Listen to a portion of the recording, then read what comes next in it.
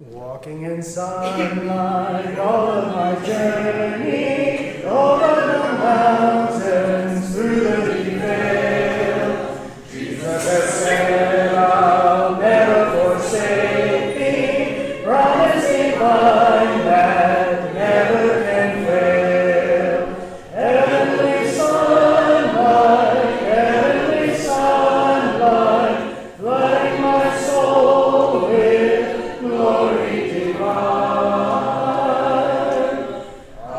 Hallelujah, I am rejoicing, singing his praises.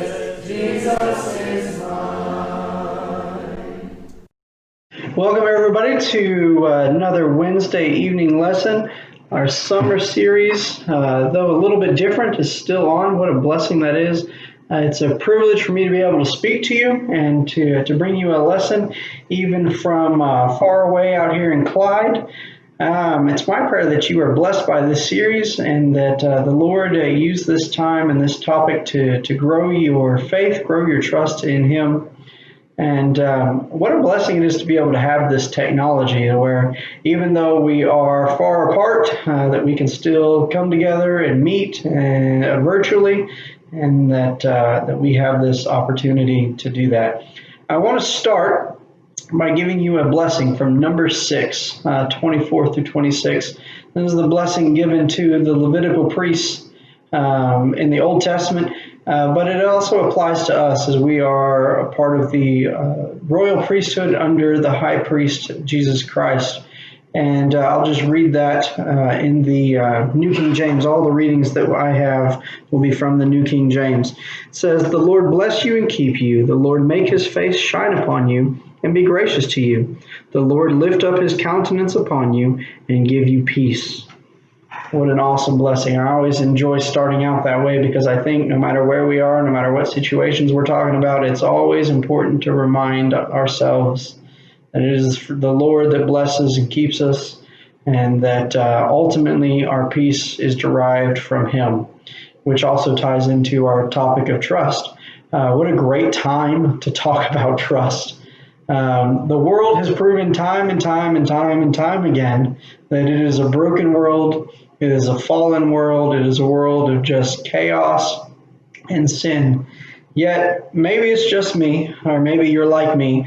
It seems that the world seems to be a little bit louder lately. It seems to be a little bit noisier, a little bit more chaotic, a little bit more uncertain. Perhaps maybe just a bit more in our faces, right, with technology there.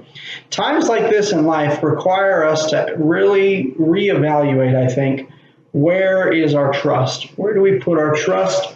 And what do we depend on when things hit the fan, as it were? I hope you've been able to enjoy some of your summer activities, right? We were blessed with the opportunity recently to go to family and to swim. It was a great chance. It's always interesting to watch boys. If those of you that don't know me, I have 3 boys, ages 10, really close to being 11, a 5-year-old, and a just turned 2-year-old. It's always interesting to watch boys at the pool because you never know how far the shenanigans are going to go as far as jumping in, the different styles of jumping in, hey, look what I can do, kind of things that go on. It's interesting to watch the younger kids as they are trying to branch out and to keep up with the older kids. I had a nephew who was kind of afraid to jump in. You know, my kids, those of you that know my kids are not at all surprised that my kids have zero fear of jumping in and going under and being complete crazy people. But my nephew wasn't quite so sure. He wasn't quite ready. And my sister really was encouraging him, saying, hey, yeah, you should do it. Look, Uncle Chris is going with Wesley, who's my 2-year-old. I was holding him and jumping in with him so he could enjoy it, and he was having a great time. And she was encouraging him, saying, come on, you can do it, you can do it. What if Uncle Chris goes with you? Will you go? And he didn't want to go with me. right? If you notice, the trust wasn't there yet. Like, he knows me and we've got a certain, okay, you're all right, but it's not the same. The trust wasn't quite there. So then mom said, hey, well, what if I do it with you? Yes, I'll do it, right? And he overcame that, and it was just a different position of trust. And I want you to keep that in the back of your mind, because we're going to revisit this idea of trust, taking that leap. Whose arms are you leaping into when you leap into the deep end? Trust is a fundamental teaching, right? And what I mean by that is, I mean that it is at the core of Christianity. It's the core of what it means to be a believer. In fact, the word faith that's used primarily in the New Testament gets its roots from the Greek word to have confidence, or more simply put, to trust. Okay, so when we're talking about have faith, we're basically saying have trust. Okay, if you have faith in God, you have trust in God. The two are linked together. All right, so it's with this understanding that we can kind of draw some connections between trust and the rest of the characters throughout, and then bring it to ourselves. For example, trust has been a theme all the way from Genesis. You look all the way back to Adam and Eve in the garden. The servant comes and he talks to Eve and he tempts her, and she stands there with a question, right? She's got a question in her mind. And the question isn't what we may think it is. It's not, am I going to eat this piece of fruit or not? The question is, who will I trust? Who do I trust? Do I trust God and follow what he says because he's right? Or is the serpent right? And obviously she made the wrong choice. Adam consequently made the wrong choice. And you can keep going, okay? It's scattered everywhere in the Bible. Trust is the key. It's always been about trust. Trust is so critical. And I hope that we understand that trust isn't just, I'm going to trust God and hold on to him when life is tough and things are hard and I really don't have control. It's not just that. It's that, but so much more. It's always, who are you leaning on? Who are you trusting, right? It's always it. Cain and Abel, same thing. Abel trusted God with the first, saying, you know what, God's going to bless me. Here's the first. Cain didn't. And Cain had the opportunity to, and he didn't. What about Noah? Think about Noah. Like, Lord comes to Noah and says, hey, the world is evil. I'm going to flood it. I want you to build an ark for yourself and your family and all the animals. What if Noah didn't trust God and said, I don't think that's going to happen, Lord. I don't think so. What? Imagine. That wouldn't have gone well, right? And then we have, Moses, when he goes back, says, hey, go back. And like, Lord, I don't trust you enough, man. I already tried that and it didn't go very well. All right. And we can just keep going on and on and on. Joseph and all the stuff that happened to him. You can keep going. The apostles, right? Trust is always at the center of all of these accounts. And it's at the center of our life. It's who do we trust? So when we understand that trust is so pivotal, I want you to link trust and love. There's a song, I don't even remember the title, but there's a single line in it that says, what is love without trust? Okay? And I'm going to go ahead and kind of try to do this. There's a relationship cycle has two sides, right? There's two people involved. Okay? There's you and somebody else. Okay? And in this relationship cycle, you have responsibilities, things you're supposed to do for them, and that's what they receive. That's blessing them. The other person likewise has responsibilities to carry out for you, all right? And that is what blesses you in the relationship. These responsibilities, the action involved is love. It's a selfless love that doesn't worry about you, it worries about them, okay? This is the kind of love that Jesus gives. It's the kind of love that is defined in 1 Corinthians 13. It's a selfless love that keeps this cycle going. Okay? So, if trust isn't there, okay, that means that if I look over at this person and I'm like, you know what, they're going to bail on me. They're not going to be what I need them to be. When things get hard, they're not going to go and be there, and they're going to run away, or they're only going to worry about themselves, not me. I don't trust them to fill their end. See how this works? If that trust isn't there, what are you going to do? You're going to leave. You're going to withdraw. You're going to go away.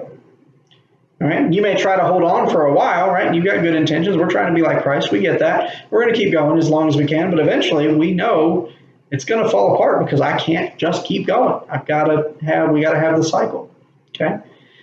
You can take a job and put a job here. Let's take it out of the complete relationship context and let's talk it into other things like our jobs, family, ministry, whatever else you want to put over here. The same thing always comes back around. It's always the same cycle. And trust is required in every part of it, just like selfless love is required in every part of it. Okay, in every one. It's always there. Okay? And so when we understand that, we understand that trust is there. So we may ask ourselves, well, why is trust there? Why does it matter that I trust that the other end is going to go? Why can't I just keep going? And the reason is that trust is so essential is because we are finite. It's as simple as that. And what that means is that we can't see into the future. We don't have an unlimited supply of energy and time and all of those things, right? And we're limited in all of those things. Okay. And so when we're trying to look into what we're pouring into, the question of trust always comes up because we are limited and we don't see what the future holds. We don't see how things are going to shape out. We don't see the unforeseen circumstances that may come along. And it's like it hits us like a truck. We don't know. So trust tells us that, you know what, I'm trying to evaluate what deserves my trust and what doesn't. What should I be pouring into? What do I trust to keep pouring into that's going to come back? And so when we have this, I want to go ahead and preface this right here. There are indeed different degrees of trust. Okay. For example, in our job, I can trust my job to give me a paycheck, right? But I'm not going to trust them with my kids, right? Or whatever else the case may be, okay? So there are different degrees, and that's great, and we understand that. But what we're talking about here is the foundational of your life trust, the bottom layer. This is what every other area of my life is going to be built on, that trust, okay? The kind of trust that Jesus was talking about in Matthew chapter 7 when he concluded the Sermon on the Mount. He was talking about whoever hears these words of mine is like the man who built his house on the rock. Whoever hears them, trusts them, put them into practice, right? That's the kind of trust we're talking about. We're talking about the foundational base level of trust here this evening. And so what can I trust to build everything else on? Okay, and that's what we're talking about. The Bible says that only God is worthy of this trust. That's your primary passage for this speaker series is Proverbs 3, 5, and 6. It says, trust in the Lord with all your heart and lean not on your own understanding. In all your ways acknowledge him and he shall direct your paths. Okay? It's saying that of all the things that you can put your trust in, of all the things that you can base your life upon, only God is worthy of that spot. And there's three reasons that I've come up with that this is true. The first reason is because God is infinite. Okay? We are finite. We're limited. We have a limit of time, a limit of energy, a limit of foresight into the future. God, on the other hand, is infinite. He's got unlimited energy. He's got unlimited time. He's got unlimited everything. And he sees into the future. He has a better understanding of what is happening than we do. He sees every possible outcome to every possible situation way, way, way before it happens. Stop for a second and wrap your head around that. God sees and knows every possible outcome for every possible situation. Think about this. From before the beginning of time, God knew who you were, and he put you in this place in history, in this location, right, in the U.S., in Texas, or wherever you may be. He put you there surrounded by the people, right, with intentional purpose, because he knew how everything else was going to shape out. That's just mind-blowing to me, right? Look at Isaiah 55. Isaiah 55, 8 and 9 tells us, for my thoughts are not your thoughts, nor are your ways my ways, says the Lord. For as high as the heavens are higher than the earth, so are my ways higher than your ways, and my thoughts than your thoughts. Basically, God's spelling it out. He's saying, look, you're limited. You can't see everything coming. I am not. I'm on a whole nother level, right? I'm in fact an infinite number of levels higher than you. Okay? And so, who better to trust? than an infinite God who sees it all coming. All right. Second reason is that God is faithful even when we fail. Okay. This is why your relationship with God matters more than any other relationship or any other thing on earth or anywhere else for that matter. It matters more than anything because God remains committed and faithful. Let's look at our relationship cycle one more time. We've got our two people, right? If the person over here fails, and they will, let's just take your spousal relationship for example. All right. At some point, you are going to fail your spouse. Okay. Hopefully, it's not intentional, right? If it's intentional, you got a whole other issues we got to deal with. But if it's hopefully unintentionally, you are going to fail your spouse, either in their expectations or in reality for real. You're going to fail them. You're not going to be what they need you to be. Okay. It's just a sad truth. We are a sinful, finite, broken people. Okay. But likewise, your spouse at some point is going to fail you. Okay. Maybe they're not going to live up to your expectations of what you think. Maybe they're flat out not going to be what you need to be for, in spite of their best efforts or whatever the case may be. For one reason or another, this cycle is going to get broken. Okay. It's a foregone conclusion. You can put any other relationship here too. You can put friends. You can put siblings. You can put parent-child. You can put any relationship in this cycle you want. It's going to fall apart because someone is going to fail someone. In fact, the chances are insanely high that both are going to fail at some point. Okay? That doesn't mean that it's going to fall apart and whatever. Hopefully, we all rectify and get back and the cycle is reestablished. But at some point, there's going to be a slip. Okay? And there's no way around that. You can even take your job. Let's do something different, not a relationship, a job. At some point, maybe you get passed over for a promotion. The job isn't what you expect or what you think you deserve or whatever the case may be. Or maybe they really did do you wrong. Okay? But here's the thing. Sometimes you're not going to always do what the job wants you to do, right? Or how they expect you to do it. So there's always that cycle in these cycles because we're a finite people, because we're a broken people, that it's going to fail. But here's the good news. God doesn't. Okay? This is the only exception to the rule. That's it. All right? God, we're going to put God over here, you're over here. God is never going to drop his responsibility to you. Ever. Never. Now, sometimes we expect silliness from God or things that we don't understand because we're finite and we can't see the big picture. But God always has the best intentions for us and the best plan for us. Okay? God never fails. Now, here's the cool part. Even when I fail God, right, and I've sinned, I've messed up, I've fallen away, it's like we've had this talk 50,000 times, God, and here I am screwing it up again. God doesn't quit. He doesn't fail, even when you and I do. Nothing else has that level of security. Nothing else is as sure of a thing as God giving to you and carrying about his role in the relationship. Nothing's as secure. Look at Deuteronomy 7:9. It says, "Therefore know that the Lord your God, he is God, the faithful God, who keeps covenant and mercy for 1,000 generations with those who love him and keep his commandments." 1,000 generations. Doesn't matter what you've done. If you keep coming back to him saying, God, I'm coming, I'm repenting, I love you, I'm sorry, let's get through this, right? And you're taking the steps, we're doing things right. Okay? God is always there and he doesn't fail. Man, I want a foundation that's not going to quit.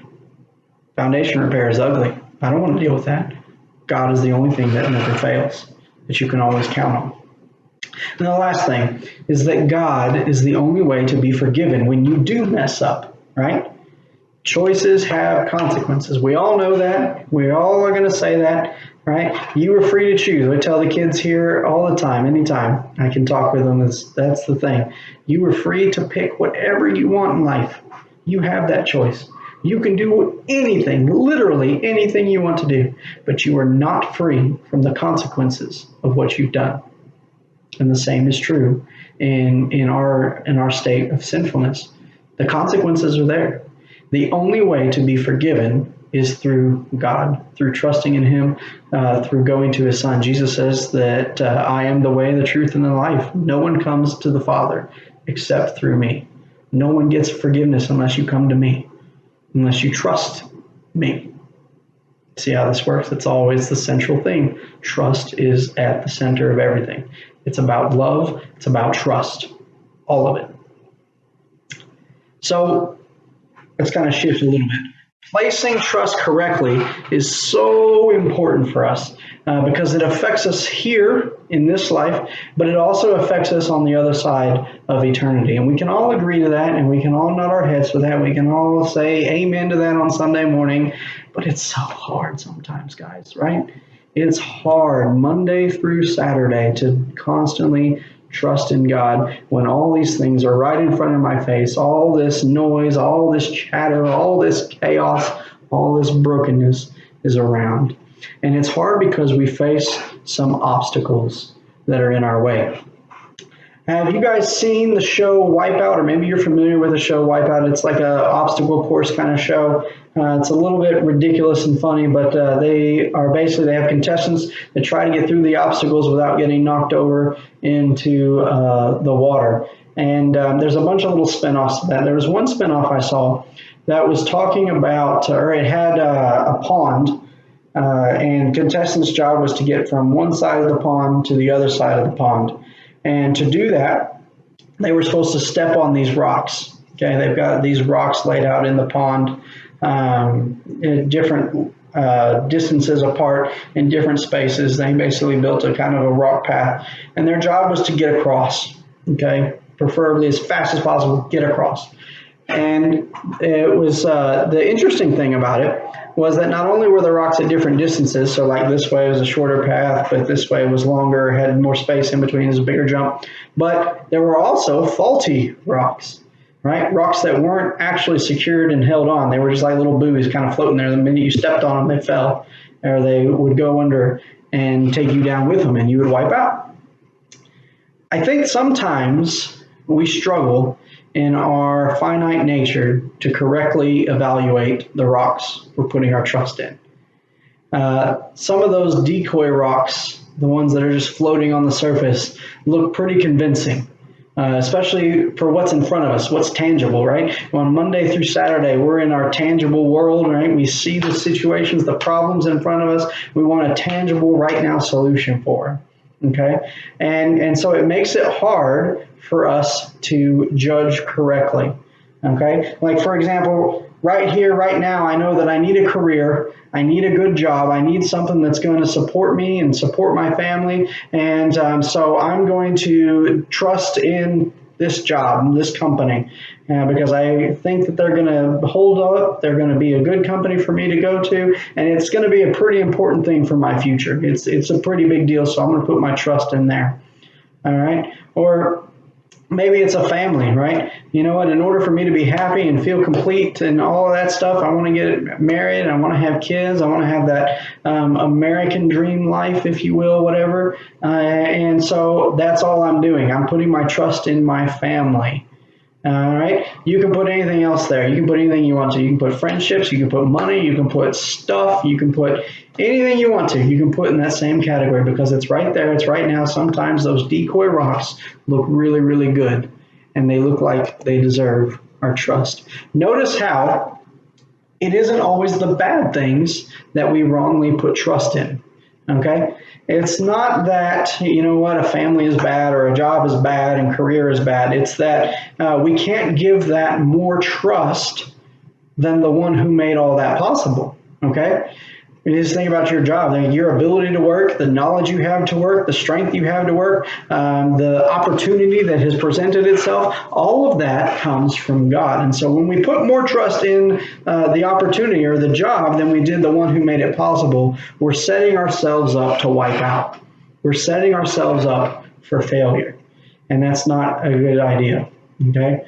Now, what I hope you're picking up on is this link that is there between trust and priority. Okay, we talk about priorities, and we talk about how God's got to be your number one priority, and then you've got a proper order, a godly order for how the rest of your life is supposed to shape up in terms of importance. In fact, in Romans 12:1, we talk about it. Paul writes that we should offer ourselves as a living sacrifice, holy and acceptable to God. For this is your true and proper worship. In essence, what he's saying is that God is supposed to be the number one thing in your life, and that is what worship is. Worship isn't just coming to church on Sunday and singing. It's not just attending an online lecture and being like, yep, I did my God work for the day, right? Worship at its core is that plus the rest of your life. It's all of it. It's all inclusive. And it's the same thing. Trust and priority go hand in hand. Right? The thing that you put all your trust in is the thing you put your focus in, right? I don't see anybody running around saying, you know what, my trust is in my job, but I'm over here playing video games or whatever the case may be, right? I'm not over here reading books all the time. I'm focused on that job. Okay? I don't see anybody that puts the number one priority on their family and they're over there at work all day, right? It's not the case. What you put your priority in is what you trust to hold you and to be your path across the pond. It's all tied together. Trust is a serious thing. It's not just I'm trusting God when times are hard and that's how I'm going to get through it. It's not about that. It's about the whole package. It's all linked together. This is kingdom living. What do you trust for your life? What's the foundation? It's all linked together. It's all part of it. This is what kingdom living is. It's choosing each and every day to trust God over everything else. To put God, number one, over everything else. To make God's desires your desires. Okay? That's what it means to be a kingdom people. All right? Not only are there decoy rocks, but there's more challenges to deal with. For example, there's the devil who's done everything he can to make those decoy rocks look really, really good, right? He makes it look really good. I've always been fascinated because I used to not pick up on it, but now that I picked up on it, it's just amazing. Now, in chapter 7, Jesus talks about the two builders, right? And he says one builds on the rock and one builds on the sand, right? The foolish person builds on the sand. The wise person builds on the rock.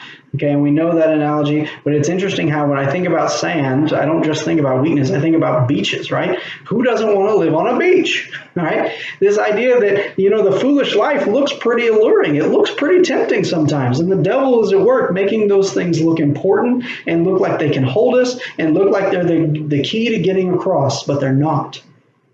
He's given us, the devil, has given us so many counterfeit gifts that shortchange us on what God actually has in store for us. And it's like sometimes well, this step's a lot closer, but God says, yeah, but this step's so much stronger. Just take the longer step. I promise it's worth it. But we so often settle for these decoy rocks, these things that we think can get us to the other side. And honestly, I think the devil really does hope that we do it, that we take the decoy rock and that we fall flat on our faces. And then who do we point the finger at? We look up at God and be like, man, what are you doing? I was doing everything right. I was trying to focus. And really, the blame was never with God. The blame was with where we put our trust. Only one rock can stand when all others fall, and that is, of course, Jesus and God himself. So the final challenge that we have to deal with, right? We have to deal with fake rocks. We have to deal with the fake rocks looking really, really fun and really, really good. But we also have to deal with the fake rocks looking really, really easy. Oh, this is an easy step. I can just take this real quick.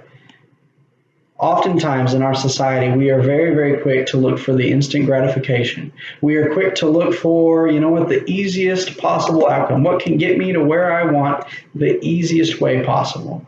And it really becomes a problem because 99% of the time, the easy way is the wrong way.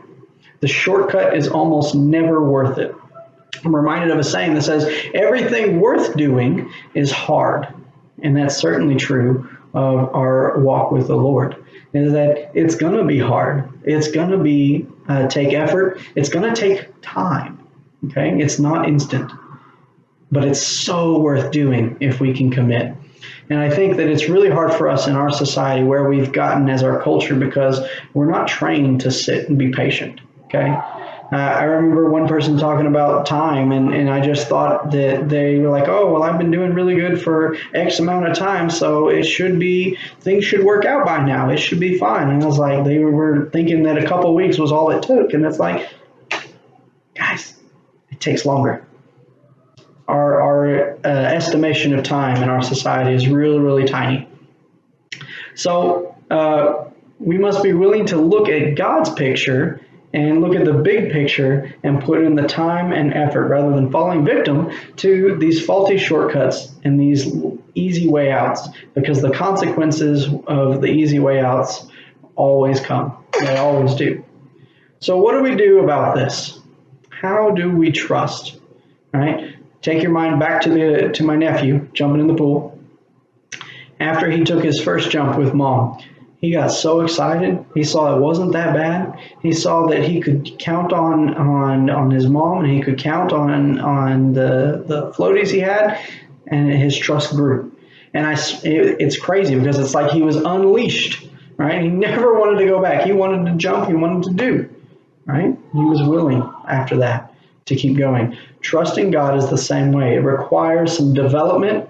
It requires one step at a time. Okay, so there's three things that I think that we need to do. And the first thing we need to do is we need to live it. Okay, look with me at James chapter 2. This is one of my favorite passages. James chapter 2, we're going to read 14 through 17. It says, "What does it profit, my brethren, if someone says he has faith but does not have works? Can faith save him? If a brother or sister is naked and destitute of daily food, and one of you says to them, 'Depart in peace, be warmed and filled,' but do not give them the things which are needed for the body, what does it profit? Thus also faith by itself, if it does not have works, is dead." And you can really take that whole section of chapter 2 there. And it's just interesting to me because what it's saying is that faith, trust, has to have actions to back it up. Sadly, I think there are way too many people that say, we believe in God, we believe in Jesus, we trust Him, we have faith, but then our lives, we look at our lives and or others may look at our lives and it's like, but do you though? Are you sure? And it's a problem because it doesn't work, right? Trust has actions that back it up. Faith has actions that back it up.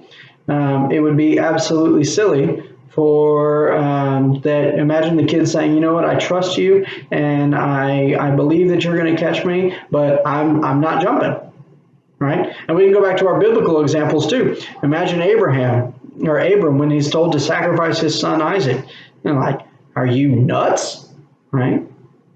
I don't want to do that. I mean, I trust you in all, Lord. We've been through a lot together, but that. We can go back to Noah again. Nah, you know what? I trust you, God. You're great and all, but that's not going to happen. I'm not building a boat. You just keep going. Moses, David, all of them. What happens if they claim trust and say they trust, but they don't? It's like a kid who says he loves ice cream, but never wants to eat ice cream. It doesn't work. It's not real. It's fake. Okay? You must take the first steps. Most likely, those first steps are going to be outside of your comfort zone. You've got to be willing to take that step just to show and to realize in your own mind and to realize that God is all He says He is. When He says He's strong enough for you, He means it. When He says that He's never going to let you drown, He means it. When He says that I'm there with you, He means it. You'll never know until you take that step. And likely, for a few couple steps as you grow with Him, you'll never know until you do. You've got to move. You can't claim to never trust or to trust Him, but never take the plunge. The second thing, you need to remember where you come from and where God has brought you from. This is really, really cool. When you read the Old Testament in particular, it's in the New Testament too, but when you read the Old Testament in particular, seldom are God's characteristics given. Okay, it doesn't say, "Oh, God is omnipotent. He's omnipresent. He's almighty. He's got all the power. He's all loving." It doesn't say that usually. Most of the time, when it talks about God or when God talks about Himself, they use what God has done. They look back on what God has done for them, or God reminds His people of what He has done. Look with me at Nehemiah. This is just going to be one example of it real quick. Nehemiah chapter 9. All the people are coming together. They're confessing their sins, right? Because they've been idle all this time. They've left exile and they've gone back to the promised land, and they've just been kind of idle, and they haven't really done very much. And so here they're confessing their sins and they're coming clean, and they've got this big long day of we're trying to come back to God. We're trying to worship right. We're trying to get back. Nehemiah 9, starting in verse 9, we're going to go to 15. This is just the priest talking about God. "You saw the affliction of our fathers in Egypt, and you heard their cry by the Red Sea. You showed signs and wonders against Pharaoh, against all his servants, and against all the people of this land, for you knew that they acted proudly against them. So you made a name for yourself, as it is this day, and you divided the sea before them, so that they went through the midst of the sea on dry land. And their persecutors you threw into the deep, as a stone into mighty waters. Moreover, you led them day by day with a cloudy pillar, and by night with a pillar of fire, to give them light on the road which they should travel. You came down also on Mount Sinai, and spoke with them from heaven, and gave them just ordinances and true laws, good statutes and commandments. And you made known to them your holy Sabbath, and commanded them precepts, statutes, and laws by the hand of Moses your servant. You gave them bread from heaven for their hunger, and brought them water out of the rock for their thirst, and told them to go into possess the land which you had sworn to give them." And you can keep going, but you get the point. It's not about God, you love us and you take care of us. It's about, look what you've done. Look what He's done. Look what He's done. Hey, look, He did this here. Hey, look, He did this here. And by these things, we get God's nature, God's characteristics. There's something to be said for counting your blessings, but there's also something to be said for counting your trials and struggles. Remembering that God hasn't let you drown. Remembering that He's always been there. That every time you thought it was the darkest valley, you got through it with God. There's something to be said for that. We must remember what God has done in order to remind ourselves what God is ready to deal with, whatever's in front of us. All right, let me say that again. We must remember what God has done in order to remind ourselves that God has already dealt with what's in front of us. All right? Whatever's in front of us may look bigger, it may look stronger, but we look back and we say, but God did this, but God got me here, but God got me through this, but God got me through that. I believe this is why Paul says in Philippians 4:6, he says to make thanksgiving by prayer and supplication with thanksgiving, make your requests made known to God. See, the thanksgiving isn't just for God. The thanksgiving is for you, so you can remember that God's not going to let you fall, that God hasn't let you fall too far. So again, this idea that we have to remember where we've come from and what God has done previously. Lastly, we must remember that trust is built over time. Remembering what God has done, take the next step each day to trust Him more. Our passage in James, if you were to keep reading, it reminds us about Abraham. It says that Abraham went through a life of trust building, right? One step at a time, one inkling of trust at a time, as he keeps growing and keeps going. And by the time he got Isaac, he was confident enough to say yes to God when God said, take your son, your promised son, the one that I told you is yours, and the nations are going to be blessed, and all that is coming through, and go kill him. Sacrifice him for me. Imagine if God started there. Imagine if, that were reversed. If at the very beginning of Abraham's journey, God said, hey, sacrifice your son. Do you think He's doing it? I'm not going to lie to you. I don't think so. Because He hadn't gone through all the valleys yet. You've got to remember that trust is built one piece at a time. And I pray for a trust like that. And that I trust God enough to, whatever He asks, absolutely, Lord, it's yours. whatever it is. And I pray you have a trust like that, that whatever God asks of you, you're ready for it because you trust him to get you through and to be there for you and to be what you need, and that you understand that God doesn't fail. He is always faithful. This is what kingdom living is all about. It's all about trusting God enough to give it all to him. My plans, my desires, my will, my whatever else God asks of me, it's all his. It's his lead. Do you trust him that much? Do you really trust him with your life? So I want to recap 3 things. These are the big 3 I want you to remember. Number 1, remember that only God is worthy of your complete trust. Only he can sit at that foundation without breaking. And he's the only thing. Nothing else can be there. Be aware and avoid putting too much trust into fake rocks. They were never meant to hold your life. They were never meant to hold you for more than a temporary period of time. Put your trust into action. Wherever you are today in your relationship with God, I dare you to take the next step and to go deeper than you thought you could, to lean more into him, to lean less on your understanding and more on him in the coming week. If you need to talk to someone or you need the prayers of the church at this time, it would be great if you reached out to us and made contact with us. We'd love the opportunity to talk with you, to pray with you, and to support you as we all go through life together through these difficult times. Let's end with a word of prayer.